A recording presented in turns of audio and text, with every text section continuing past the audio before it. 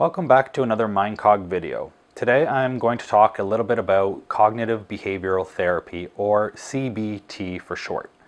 I'm not going to go into deep details on the subject. This will just be a brief, broad overview of what CBT is.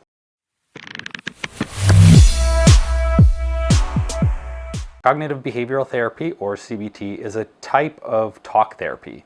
Just for point of reference, talk therapy is also known as psychotherapy. The core of CBT is allowing you to notice or be more aware of your negative thoughts.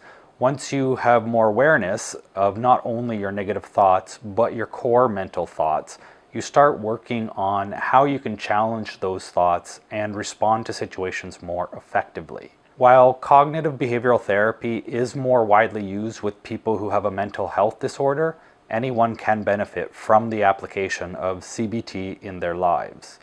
The most common mental health disorders that CBT is used for is depression, anxiety, eating disorders, and post-traumatic stress disorder, or PTSD. That being said, there is a wide range of disorders that cognitive behavioral therapy is good in helping with.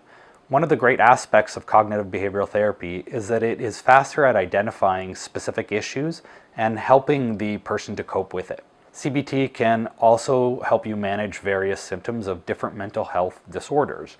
When the practices are put into place and learned, they can also help in preventing a person from future relapse in symptoms. Cognitive behavioral therapy will also help a person to cope with different stressful situations in life and manage different emotions that come with those situations. It can also help in resolving conflicts and produce a better communication between two individuals. There are many different ways that CBT can help a person in their day-to-day life when they are dealing with a mental health disorder such as depression or anxiety. While it is a very effective treatment option, be sure to discuss with your doctor and/or therapist whether it will be best for you to use medication as an augmentation to the CBT.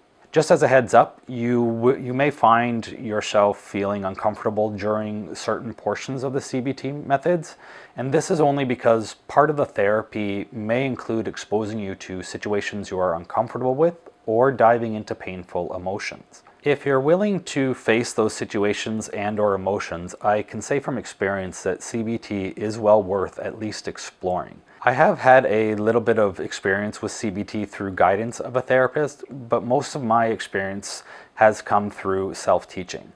To teach myself cognitive behavioral therapy, I used the Mind Over Mood workbook, which I will leave a link to in the description below. I will say that it was not the easiest, as I only had the book and my research capabilities to rely on. It would have been much easier with someone knowledgeable in the process to bounce questions off of. That being said, it is doable if either you can't afford a therapist or you just don't want to see a therapist.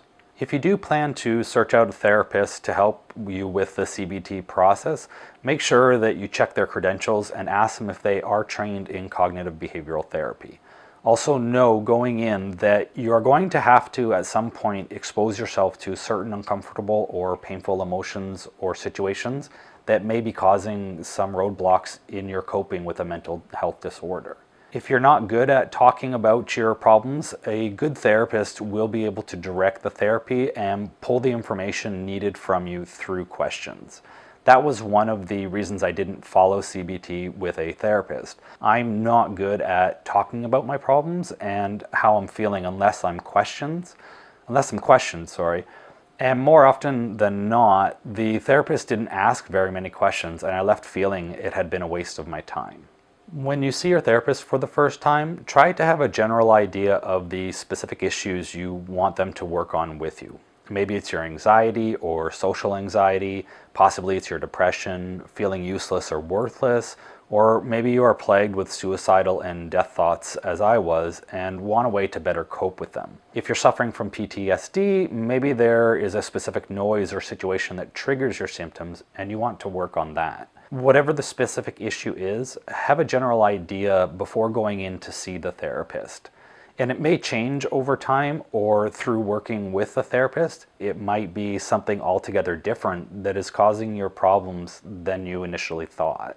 Let's finish up this video with how you can get the most out of your CBT sessions. First, you will need to actively participate in the therapy. You will want to have certain stepping stones that you reach before moving forward to the next step in the process. Number two, this can be a little difficult at times, but you're going to need to try to be honest and open, not only with yourself, but if you have a therapist, with your therapist as well. And that can be difficult. Number three, stick with your scheduled time to work on CBT, or if you're seeing a therapist, don't skip any appointments. It is important to be consistent and not allow interruptions in the process. Number four, one of the hardest things is to understand that you won't see instant results. Understand as well that in the beginning, you may actually start to feel worse. Don't panic though, as this is a natural part of the process. The reason for this is that you are no longer shoving certain painful emotions aside, but you're bringing them to the front, experiencing them and understanding them. You may also be exposing yourself to uncomfortable situations instead of avoiding them, and until you're able to cope with those situations, they won't be comfortable at all. On to number five. Either your therapist or the workbook you are using will give you homework, and no matter how uncomfortable, make sure that you're doing that homework.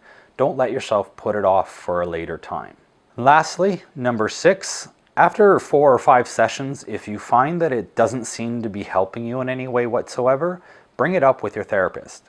The therapist may have to approach things differently or change their approach, but don't be afraid to tell them that it's not working. It's your session, your time, and your money.